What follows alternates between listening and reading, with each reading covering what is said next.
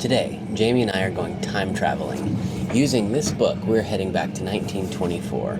We've planned our weekend, set our expectations based on the information contained inside. The goal is to see things just a little differently and without judgment. Now, the world looked very different 100 years ago.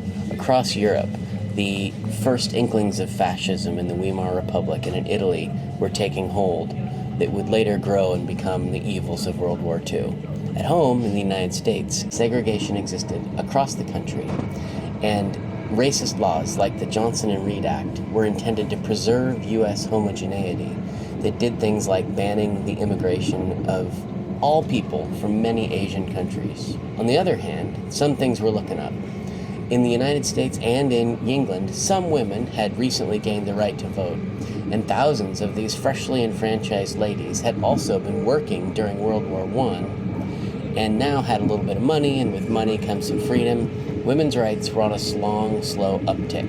Native Americans had also recently been given citizenship, and so now they could also vote, and the era of the American Indian boarding school was drawing to a close. Let's put ourselves in the mindset of a traveler in 1924. As Californians, it would have been unbelievably difficult to get to London. We would have had to get across the country, probably by train. Remember, the interstate highway system was little more than a good idea at this point. That train ride would have taken several days, cost a whole bunch of money. When we finally got to the East Coast, we would find ourselves boarding some sort of an ocean liner that would take potentially up to another week or so at great expense to get across the Atlantic. And so it isn't really much of a surprise that this book features a sample itinerary of 14 days that you would spend in London. By contrast, my two modern guidebooks, Rick Steves and Lonely Planet, both feature itineraries of London ranging from 2 to a max of 7 days.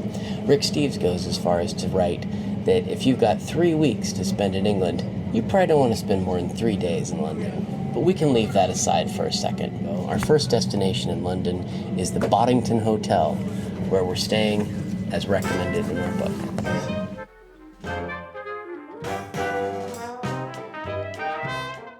While a modern tube station might be largely unrecognizable to someone from the 1920s, we were assiduous in only going to stations and riding lines that existed back when the book was written.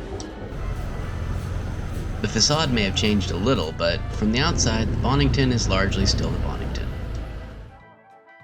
Okay, good morning. We're starting off our tour in 1924. The book goes into sections on different categories of attraction: castles and palaces, churches and cathedrals, etc. First of those categories in the book is churches and cathedrals, and the first cathedral in that section is St. Paul's. So that's our first destination. We're heading up here to the Central Line, which we will ride to the post office station to get there.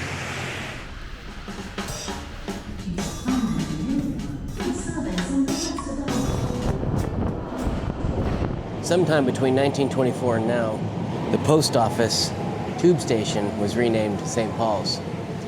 Maybe the cathedral's a bigger draw than the post office is. The architect of London, Christopher Wren's 1710 masterpiece, St. Paul's Cathedral, is the first location described in the book. Among the sites on the grounds, the book starts with the Queen Anne Monument, a replica of the one set up in 1712 to commemorate the completion of the cathedral. And the Indian girl on the plinth symbolizes the North American colonies of the period. Now that we're inside the cathedral, the book offers an itinerary to get around. First stop, when you go in the west entrance, is the Kitchener Memorial Chapel, which is in the course of preparation at the time of writing. Luckily for us, it's complete now.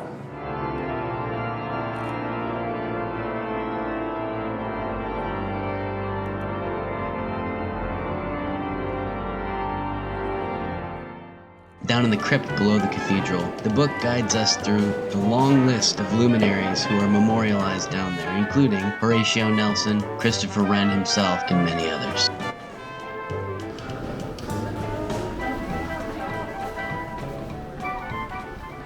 Behind me is Temple Bar. Now, Temple Bar marks one of the more interesting discrepancies between my 1924 book and modern day. Temple Bar was a gate that was on the edge of the city of London on the road to the city of Westminster nearby. That was replaced in the 17th century by this, built by Christopher Wren. Now, when my book was written in 1924, The Temple Bar had been removed because it was inhibiting the flow of traffic, and the book guides people to go look at the Temple Bar memorial that tells you about the gate that's no longer there. But they put it back. Now, this is not where it was originally, but this is probably one of the rare occasions where a 17th century artifact exists in London now and didn't when my book was written.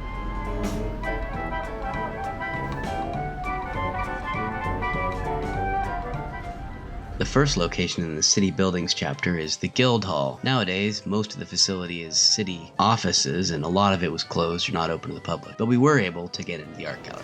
So the paintings have moved around a little bit, but a lot of the same paintings are here. Tissot's The Last Evening, we have right here. This problem picture, of which no explanation seems satisfactory, is a capital example of this curious painter's art. Note in this picture the large pattern and the clever invention by which the bent wood chair and deck fittings form a striking motif. This is John Phillips' piece of Spanish genre, Women and a Priest Round the Brasero, allied to the free technique and spirit of the Romantics. We stop next at Mrs. Stokes' Net Mender, a work of quiet emotion designed with a science which is too rarely seen. One of the exciting things about traveling with a guidebook is it sets your expectations. And one of the coolest things is when those expectations are wildly exceeded. So this book did not make any mention of the fact that the Guildhall is built over the top of a Roman amphitheater.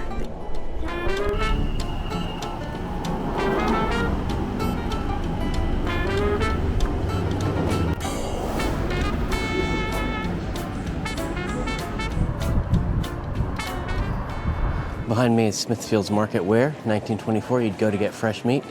Still would today, except for they're closed, because it's the weekend.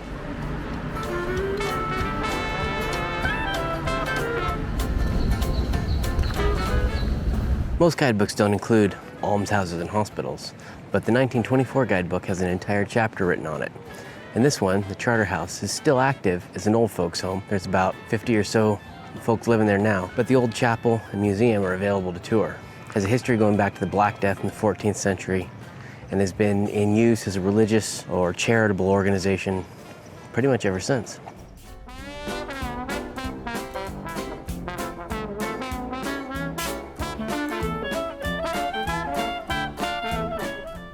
Of London's oldest church, under the heading Parish Churches That Survived the Fire, the book writes, St. Bartholomew, the oldest church in London, was built about 1123 by one Rahir, the founder of St. Bartholomew Priory, of which the church formed a part, and a hospital. It is a notable example of Norman architecture, unique among parish churches in London.